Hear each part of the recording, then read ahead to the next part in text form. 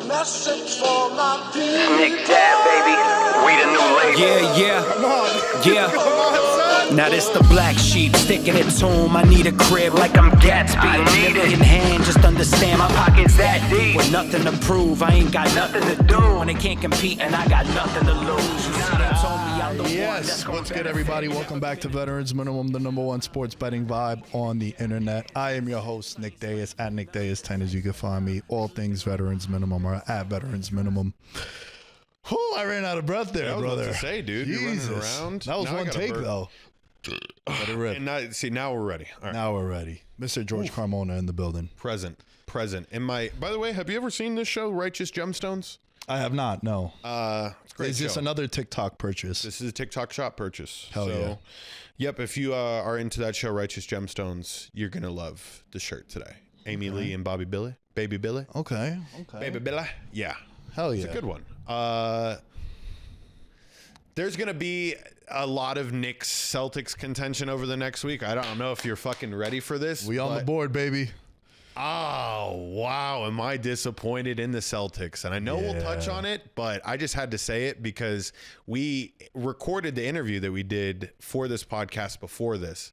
And the entire time, I just kept thinking, all-time collapse. Yeah. All-time collapse. I couldn't get it out of my head. Yeah. Listen, I wore orange for a reason. Yeah, you son of a bitch. I did have a nice All Saints brand new green shirt I was going to wear. But then upon victory, I had to change it up. But we'll get to that in a little bit. George, Yes. there's been a very spirited debate on the social medias.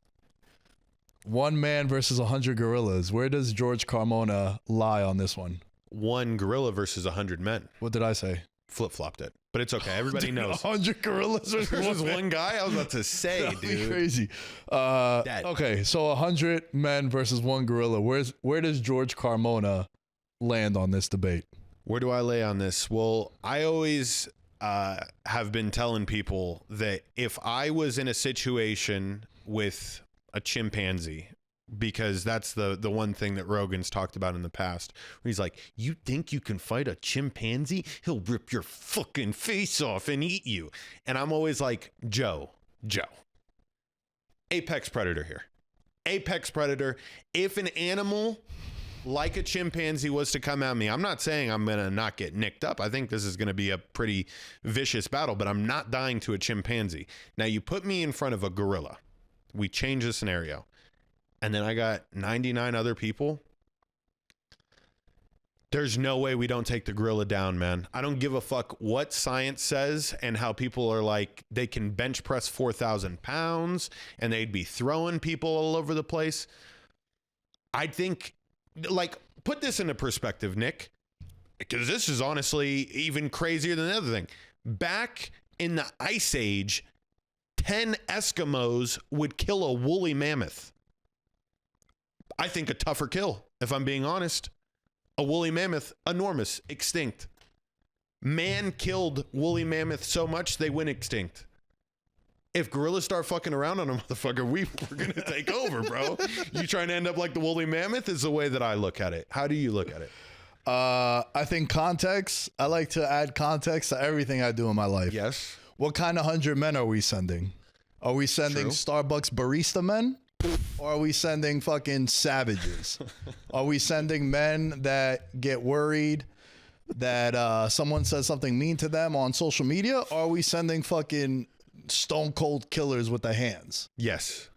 That's a lot of context, right? That is a lot of Do I context. get cocaine bender, Conor McGregor, and John Jones? Ooh. I like my chances. So I think context is everything. What kind of men are we? Are we sending 1960s men or 2025 men? Right. It's a big conversation. So I think context is everything. I think the way you would do it, though, I think you do need the 25 baristas because you send them first. Correct. Be the distraction. Get fucking ragdoll thrown all over the place. What's up? Single leg. Takedown. He's never sprawled. No. He's never sprawled this gorilla. He's and only moving forward. And then we get the savages. So you need the 25 baristas to go over there with the plaid shirts Yeah, and the blue hair. for sure. They are the first wave of defense, and then you send in the fucking hounds of justice. That's how I would beat the one gorilla. Now, I'll just say in that scenario, though, you got to be careful because those 25 could run up to it and then just like run straight past it because they're terrified, which I would be worried about. So you almost have to use them as almost like a smoke grenade of sorts. You're throwing the 25 baristas and you're just kind of hiding behind them like human shield type for the real men to get the work done. I think our game plan wouldn't necessarily be striking, which I think a lot of people go into and they're like, I'm going to piece up this gorilla. We're looking for choke points. We're looking for choke points. And I'm going to be honest, if it's a fight for my life, I'll fucking Gaddafi your ass and I will punch a gorilla through the asshole and kill him. There is no way a gorilla is stopping 100 men. It's not going to happen. I don't give a fuck. I'll play dirty. This is not a game of morality that we're talking about here. This is life or death. Maybe we have the baristas that you're talking about bite off his Jimmy Wang. Fucking render him useless for a couple of seconds. We put in the rear naked choke and then we just stomp his fucking face in. There's no way a gorilla is defeating 100 men. Zero chance. So there's a sports book that has odds for this. Gorilla's at minus 120. Gorilla is the underdog in this scenario, plus Thank God. 140. That's a good spot. That's a live dog. It's a live dog, brother. That's listen, plus 140. If we're playing the numbers, I'm taking that. Yeah, I'm taking that. By the way, and life is shifting to almost like Hunger Games like style with the entertainment that we're putting out. The UFC really is leading the way to seeing men and women get fucking almost put near to death in an octagon for our enjoyment. Now, these people in Abu Dhabi will throw money at whatever the fuck. They'll make the one gorilla versus 100 men come to life. You toss Mr. Beast in there. We have a legitimate chance that this happens in the next 2 years. A nice pay-per-view event that everybody will stream illegally. Oh, 100%. So, and just like in the movie Shrek, some of you will die, but that is a chance that I'm willing to take. All-time good movie there. Oh, yeah. But, okay, one person that we could maybe rely on in this, like if you were to take one person with you, who are you taking on Earth right now, live human being, you got one choice, who are you bringing? To fight the gorilla? Yeah. Brock Lesnar. Good choice. Brock Lesnar is like, if you think of like the perfect athlete slash fighter slash human, how's it not him? It's true. Dude ran like a 4.640. Yeah. And has like a 42-inch vert. I'm taking Brock Lesnar. I think he's the most, him and like John Jones. I don't want to sound like Dana White, but it's them too. Okay. Is that, by the way, I have known that this trend is happening. I've avoided all content of it. Like as soon as I see it, I'm like, oh, this is popular. It's all in the news. But I don't like listening to other people's takes when it comes to this. So this was all fucking fresh off the dome piece. Oh, mine Did too. he really say John Jones and... No. I'm saying Dana White. You know how like it's the running joke of Dana White, like who's He the always would GOAT? put- John Jones. Yeah, Right. okay. So like for me though, like when I think of, if I was to send one person to represent the world to fight like aliens or a gorilla, it would be Brock Lesnar. Yeah, I'm struggling because I want to go with Shaq for pure size. But give me like a 2000 Shaq. Like I can't get a Shaq. Give me Shaq before he got veneers. Like when his teeth were really fucked up. I want that Shaq. He would be deadly. Yeah. Yeah. I mean, bro, 7'3", fucking 300 pounds, can move. He would intimidate the gorilla. I'm bringing him. Maybe it's not for the fighting, but maybe it's just to show the gorilla like, hey, there's somebody fucking bigger than you. All right, might not weigh as much as you, bigger than you. It's an interesting debate. It took social media by storm. Do you think anybody would take Saquon Barkley? Try to squeeze his do a triangle choke? Maybe. Maybe he could be that first wave of defense with like Derrick Henry to hit stick him. Oh, knock him off guard. that's a good Or one. to be like the one to like throw him off balance with a little juke. Yeah. That could be something. What if he did the back hurdle on the gorilla? Whoa. Saquon runs up, back hurdles the gorilla, and then Derrick Henry and Shaq just fucking clothesline him. Yeah. Masvidal flying knee. Oh, yeah. Yeah. And then we get Habib and Islam to just pin him down. Ground and pound season. Yeah. Yeah. I'm taking 100 men. I'm glad we're on the same page with this. There's a reason why I brought up Saquon Barkley, though. Do you see all the shit that Saquon Barkley is getting for his most recent visit to the White House? Not only was it a visit to the White House, but it was also, he played golf with President Trump. That was the more appealing thing that people were kind of giving him shit about online. How do you feel about that hate? Can I ask you a question off that? Yeah. Why do we care? Why do we care that That's a good point. he went, or why do we care that this athlete didn't go? Look, honestly, why do we care? I think because he won an award, and that makes him a little more valuable. He was the most prominent piece on that Eagles team this year, and the superstar is always going to win the headlines. Because I've also seen on the other side where people are giving praise to Jalen Hurts for not going because he said he had a scheduling conflict. So it all depends on which side of the table you're reading the media from. But I tend to just look at Twitter, and I would say there's a majority that are kind of in the same boat as us. But then again, it's like, why are we even talking about this? If anything, praise the guy. It's a cool accomplishment, playing golf with the president. It's obviously the last since DT first became president. It's become so polarizing that, I mean, like I've always avoided politics, and I've never voted, right? I know I'm a white guy that likes Joe Rogan. I've never voted. So I know I could be the enemy in a lot of people's eyes, but to me, like, shoulder shrug. Like, what's the big deal that this athlete went to the White House or didn't go to that White House? There's been athletes throughout history. Larry Bird didn't go to the White House in the 80s, right? There's been a bunch of athletes that have not expressed their admiration or respect to the White House. And I don't know what the media was like in the 80s, right? But I know nowadays, to his point, Saquon's tweet is, LOL, some people are really upset because I played golf and flew to the White House with the president. Maybe I just respect the office. Not a hard concept to understand. Just golfed with Obama not too long ago. And looking forward to finishing my round with Trump. Pause, by the way. Now y'all get out of my mentions with all this politics and have an amazing day. Bro, when I saw this, it's like, honestly, who cares? To me, at least. I'm just expressing my opinion. Like, yo, who cares? Half the people are going to like it. Half the people are going to dislike it. And half the people are going to really hate it. Half the people are going to love it. To me, it's a non-story. There's just my perspective. It means nothing. You want to support whoever you want to support. I have never, bro, looked at someone and been like, oh, I can't believe you voted for this, or I can't believe you watched this, or you like this.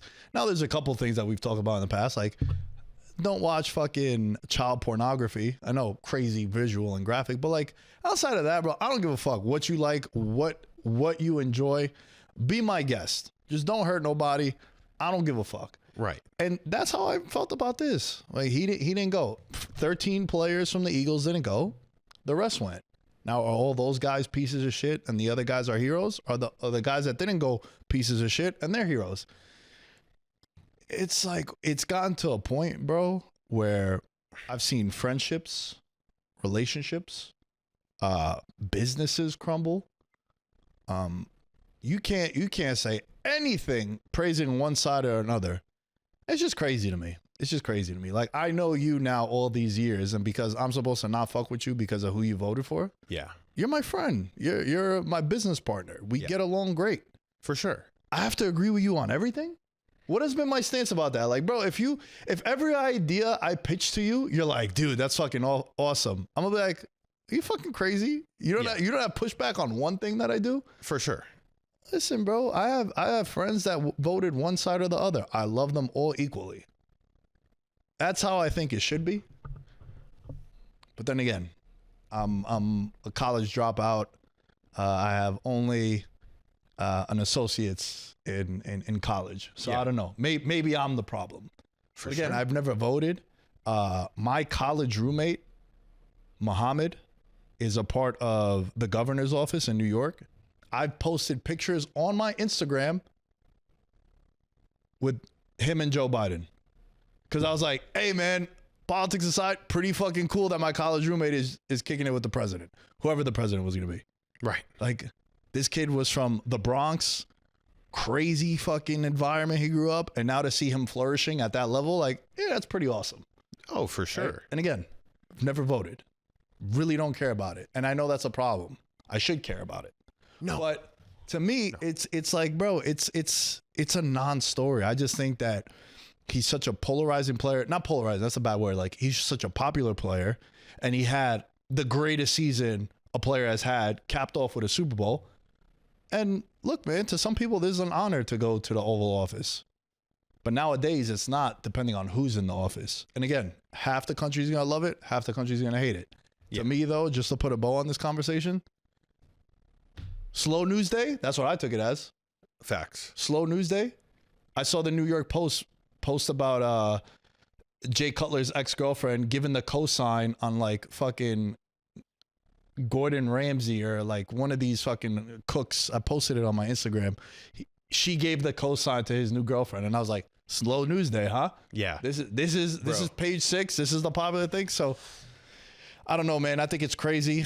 I have never looked at someone on who they voted for and judged them. That's just me personally, especially if I know you like on a personal level. I can't do it. I'll never do it. What you choose to do and what you choose to pick, that's on you, man. And if you're a friend of mine, I'm gonna rock with you regardless. Yeah.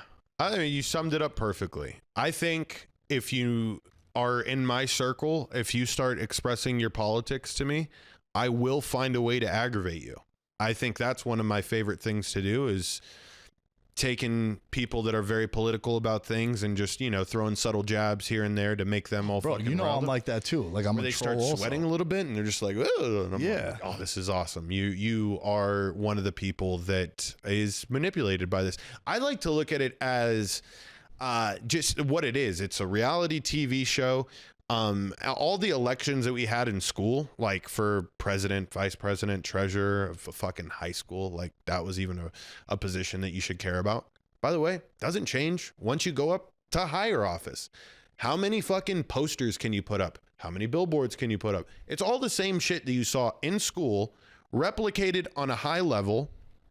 And so I kind of like to look at it as like a sporting event of sports. And, it's a sporting event that has a 4-year winner. Just buckle up, like that's just, it's unfortunate. Hey, rock with your side hard if you like to rock with your side hard. But I think at the end of the day, you just, you have to realize that both sides want the best for humanity in their eyes. And as long as that's happening and we don't have to like if people started, politicizing horrific shit, then I would like to think we would all band together and go against it. But both these sides done a pretty stand-up job. America's never had a different government in 300, however many fucking years we've been around. So I think we did good. That's crazy. They made the rules to this game 300 plus years ago. That's another thing that's wild. But also, it's like, no matter what, it's half and half. Yeah. Half and half. People are going to hate it. People are going to love it. And to me, it's just always been weird, right? Because like they come around every 4 years and they sell you on hopes and dreams. And like oftentimes nothing really happens. No. And then it's just a cycle again. And like, yo, you know what else is really weird? People be going so hard for them. They don't even go hard for themselves. Damn. If this was a poetry slam, I'd be fucking snapping it up from the back right, now. Tell me not, bro. People be like, oh my God, they're like they wear their hats or their t-shirts and they do all this shit and they go crazy on social media. It's like, yo, you don't even care about yourself that much. I don't care about anything that much. Yeah. Right? Like it's just crazy to me, man. Invest in yourself and honestly, whatever people want to do in that standpoint, like, yeah, I just let them rock. I got friends, like I said, on both sides, and I love them equally. Do I make fun of people? Yeah, I make fun of everybody. Everybody gets these jokes in these bars, bro. Everybody. Do you know how many times I'll hit up like my friend that's like hardcore Democrat and be like, see what your boy's doing? And then I know they're just going to go on a tailspin, or then like the other way around, be like, damn, could you believe they said that? And then I just like leave the group chat, and then my friends on the side will be like, you're such a piece of shit. We know what you're doing. It's fun. I just think that people spot to be in. People don't even love themselves that much to be going that hard for them. But yeah, I just thought it was crazy. And you know what? Last bit on this. 30-1, baby. Hey, you could do whatever the fuck you want. 30-1. We're still living out these next couple months until week 1 comes around. Then we're jumping on the number 7 in Atlanta bandwagon is what we're doing. Let us know what you guys think. Hopefully we could be civil, especially with the community that we've built over at Veterans Minimum. Okay. The Knicks. Yeah. Go off, dude. Let's go, baby. I had a whole rant prepared. The rant was written at about halftime of the game. I have to throw out my script. I had a whole fucking spiel planned. I'll let you have your moment. I'm still going to do my spiel. I think it could still happen. An amazing win for the Knicks to come back from that deficit of down 20. I live bet them, so I cashed in on it at plus 875 when it was 85-74. Sorry, it was 84-75. Here's the thing, right? It's a crazy win because the Boston Celtics shot 60 3-pointers. Yeah. And only made 15. Yep. And the Knicks shot 37 threes and made 17, and that's your difference. That's your difference right there. I think if you're the Knicks, you stole one. You did your job. Steal one of the first 2 in Boston. I think the Celtics come back and they win by 20. I'm definitely going to take the Celtics with the points in game 2. It's a spot that I always like, especially when the favorite loses outright. I.e. the Cavaliers next game, going to take the Cavs with the points. Especially when you look at, in both of those games, the team that won went on a crazy run. The Knicks were like on a 33-11 run. The Pacers ended on a 20-10 run to close out the game. And Boston is not going to shoot that bad again. No. Or? Most 3-pointers missed in NBA playoff history. Yeah. 45. And we need to see what happens with KP. Goose egg, 0. Most heavily wagered over prop, 16.5 points, was Porzingis. I wanted to fire off on it, but I didn't because I was getting a haircut. Shout out to my guy Chino, the barber. So he saved me $25. But it's a great win. Like, this was the type of win, bro, that if the Knicks would have squandered, you're looking at it like, fuck, dude, we're going to get swept. You know why? Because they missed fucking 45 threes. We kept clawing back. Dude, do you know how many times I've seen what happened? Well, it didn't happen with the Knicks, but like the Knicks down 20, Knicks down 25. They cut it to 6. They cut it to 4. Holy shit, they just took the lead. And then they end up losing. And then you're looking at it like, bro, Bridges, this is the Mikal Bridges game. Played 51 to 53 minutes. Down the stretch, just defensive fucking stopper. He shot horribly. 3 for 13 from the field, had 8 points. But the effort defensively is why it's the Mikal Bridges game. And he played 51 to 53 minutes. And just to put a bow on this conversation, I know I'm long-winded. I'm enjoying this as much as I can. I'm letting you soak in your moment, Nick. No, for sure. And here's the thing, right? Like, it's such a big win for the Knicks because the Knicks have lost this type of game over and over and over in franchise history. So if they were to lose this game after clawing all the way back, taking the lead, and the Celtics missed as many threes as they did, you're like, bro, they played so bad and they still won. We're fucked. Yeah. Now they played this bad. We still won. Holy shit. This is going to be fun. That was what I took from this one. Yeah. I mean, I'll get into this. The last time that these two teams met up in the playoffs was in 2013, and that was the last time that I ever got to see Kevin Garnett and Paul Pierce in a Celtics uniform, is when Carmelo Anthony bounced our ass. Pause. But what I was going to allude to as I was writing this at halftime is like that single moment in Celtic history lit the fire for what was to come. The picks that we got from the Brooklyn trade ended up being Jason Tatum and Jaylen Brown, and then we ended up winning a title years after, right? The full circle. I was thinking of, this is the time for the Celtics to fucking put it on the Knicks. They're going to fire Tibbs. They're going to restructure as long as they have Brunson, which Brunson is, I mean, I've been dismissing him in my head, Nick. I really have. Like, it's the same way that I would feel about when Isaiah Thomas for the Celtics would go off. And I'm like, yeah, but, you know, he's a liability everywhere else on the court. And is this really the type of player that I'm getting? All my preconceived notions of Jalen Brunson, the way I feel, it's changed. He's amazing. He is literally one of the best shot creators in the league. I've never seen, actually, never mind, I take that back. I've seen Jason Tatum look the way that he did today in about 4 game ones in his career, where he's coming in off a series in which they handled business. The last game that the Celtics played, they played Celtics basketball. They waxed the Magic. So I thought that they were going to come in with that type of momentum, and they did. They had a killer first half. They only had hit 5 threes in the first half, and they were up by like more than 15 points. So I was like very, very confident that this wouldn't happen. But later on in the game, down the stretch, when Jason Tatum isn't hitting his shots and he's not attacking the rim, there's this fucking lack of confidence that everybody on the Celtics have.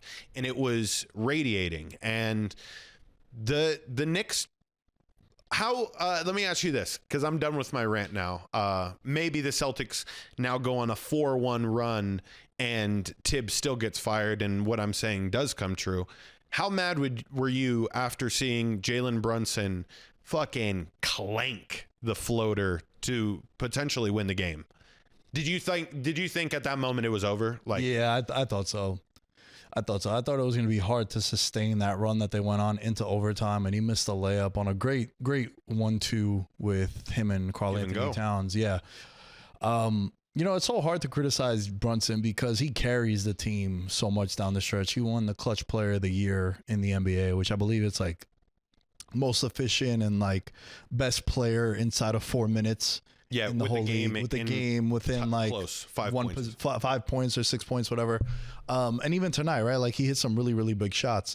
My issue with him is that sometimes it's a lot of just Brunson dribbles up, Brunson dribbles out the ball, Brunson puts up a prayer shot with like 4 seconds left on the play clock and shot clock, I should say. And sometimes it goes in, sometimes it doesn't. There's a lot of watching where I think they have a lot of versatile players, bro. Like even, you know, look at OG. OG had a monster game. And if you're someone that is, you know, cautiously optimistic, I should say, as a Knicks fan, because right now Boston is minus 400 to still win this series despite losing game 1, right? If you look at OG, he balled out, man. And OG was one of the pieces that last year we wanted to see, right? The Bridges and the OG. He had 29 tonight, matched Brunson. Yeah. And he was efficient, shot 50% from the field, shot 54% from 3, 6 of 11. So I think if I'm a Celtics fan, the matchup I was the most worried about, plus the revenge narrative, is Porzingis. Goose egg in 13 minutes. Yeah, he's got I'm reading up on it right now, some sort of illness in which it's like COVID related. I mean, I'm going to say this. Kristaps, you fucking glass bones Jones. Whoa. Okay. This isn't New York. We win titles in Titletown. So you better get your foreign ass in the game. What is this COVID bullshit? COVID ended 3 years ago. For some. For some people. Get in the bro. It's every player's dream after Michael Jordan has his flu game. You see him with the fucking towels over him. Back when they had the Gatorade cups, right? Yep. Get your fucking ass in the game, dude. And to see your team, by the way, it would have been an all-time moment for him to come out for overtime. It would have been, talk about an eruption. But I guess, you know how they always say, you know, if you know you're not going to be able to play good, you should tell your coach so that way you can get in somebody else that's equally as. There's nobody better than you, Kerstops. Get your ass in the game. Fuck. Yeah. Listen, bro. I'm excited. I'm feeling good. There's only one Garden. All right, that was a cool chant on Knicks social media. It's like, there's only one Garden. It's MSG, baby. So all I know is that I wish I was back in New York for Game 3, bro. Game 3. I'll be back home in New York for Game 6 at the Garden Friday night. You have to go. Yeah. I told one of my buddy Chris, shouts to Chris, Agent Chris. I told him, cop the tickets. Let me know how much to send you. Got to be in the building for that, because that could be a clincher. That could, I mean, it's Game 6, right? Like, it's going to be one of those. It's either going to, close out the series or extend the series. And then do we get crazy and fucking drive up to Boston, which would be wild. But yeah, definitely want to celebrate that Knicks win, because it could be a pivotal moment in like the franchise. Because I'm telling you, bro, the Knicks have lost this type of game so many fucking times. George, we're running out of time, because we do have the interview we need to piece, but just from a studio perspective. Do you want to speed run through the rest of these? No. I want to spend some time on James Harden. Damn. I thought he was going to get off scot-free. Oh, no, he not. He gets bounced. And No. So here's the thing, right? I want to apologize to our audience, because I have said in the past many, many times, I was a big James Harden fan during the time of him with the Rockets. I would still argue to this day that he was the MVP back in 2016. The worst MVP of all time was Russell Westbrook in 2016, because Durant left and he averaged a triple-double. So we gave him the pity MVP. Mm-hmm. As a 6 seed, which Harden was the 3 seed, 8 wins better, needed like 87, 88 rebounds to average a triple-double as well that season. And then they beat them in the first round of the playoffs as well. So I've defended James Harden. I thought they were the only team that could beat the Warriors during that run, because they had the recipe for it. He could explode and go for like a 40-point game. They always surrounded him with talent. If you really think about it, they brought in Dwight. They brought in Chris Paul. Yep. Then he goes with Embiid. Then he goes with Durant and Kyrie. And there's just something about this dude, bro. When his team needs him most, he goes ghost. And once again, that's why I will stand on this mountain by myself when I say what I'm about to say. This is why I love Jalen Hurts. This is why, when you look at guys like James Harden, that no-show in big spots, what does Jalen Hurts do? He fucking shows up when it matters. And that's what I want. Especially when I'm paying a guy fucking $50, $60 million. I don't care about Washington on a Tuesday, punching bag Wizards. I apologize. I don't care about that. I don't care about the Jaguars 10 a.m. Pacific time at home as a time. I don't care about that, bro. I want you to show up when it matters most. And a guy like Jalen Hurts, he does. James Harden does not. You know, James Harden in his career, 3-point shooting in Game 7, currently holds the record for the lowest 3-point field goal percentage of any player in Game 7s.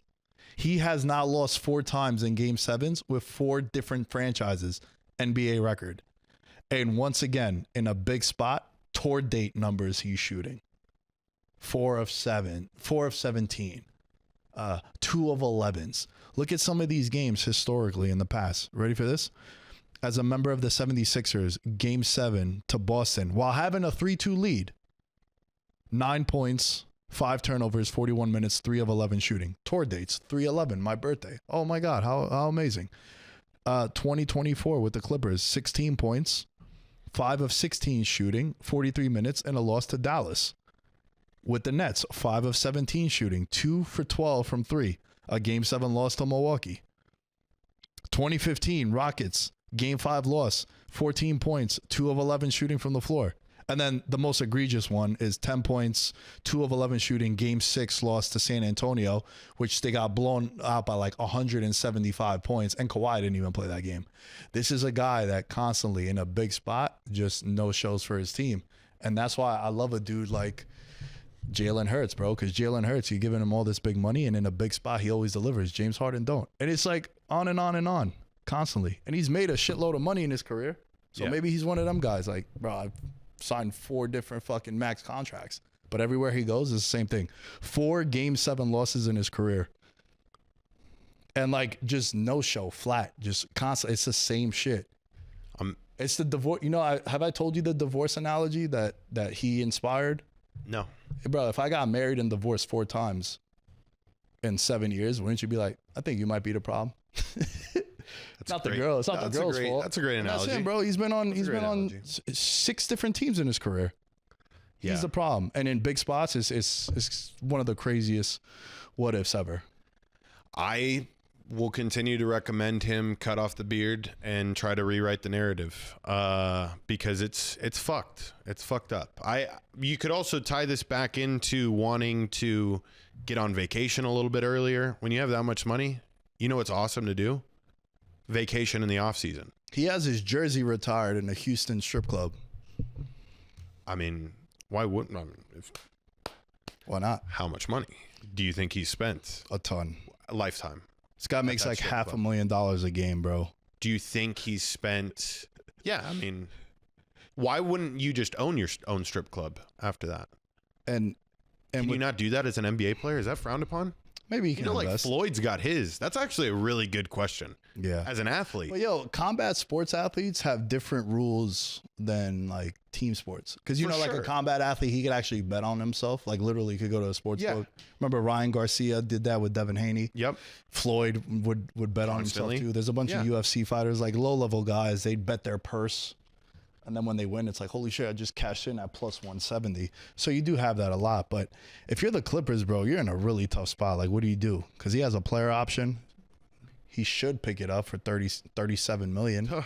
But we've seen this guy not pick it up with the 76ers. And then he dragged Daryl Morey.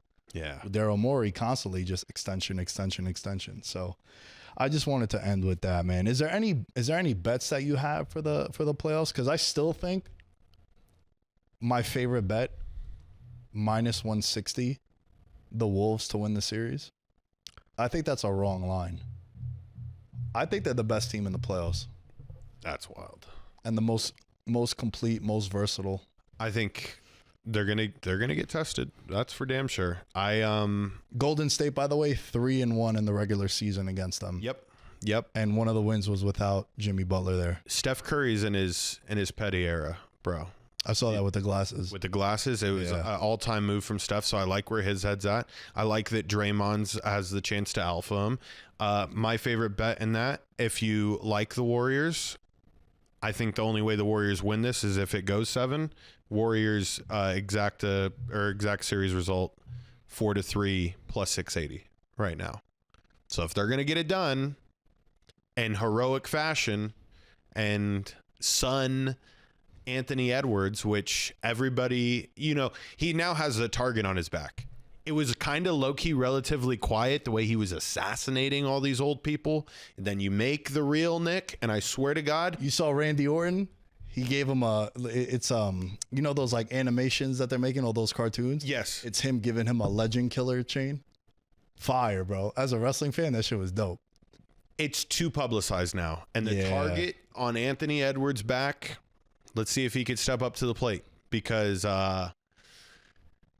bro, it's going to be an interesting series. By the way, all those games that the Warriors played without Jimmy Butler. Yeah. So I almost have to throw all those out. And the fact that the Warriors did what they did without him, and now hopefully they get a good version of him. Who the fuck is Buddy Hield, by the way? My God. He's back. That gotta suck for a franchise when, like, how during the Super Bowl we talked about the other guys? Yeah. Rockets are like, bro, this guy. Fuck.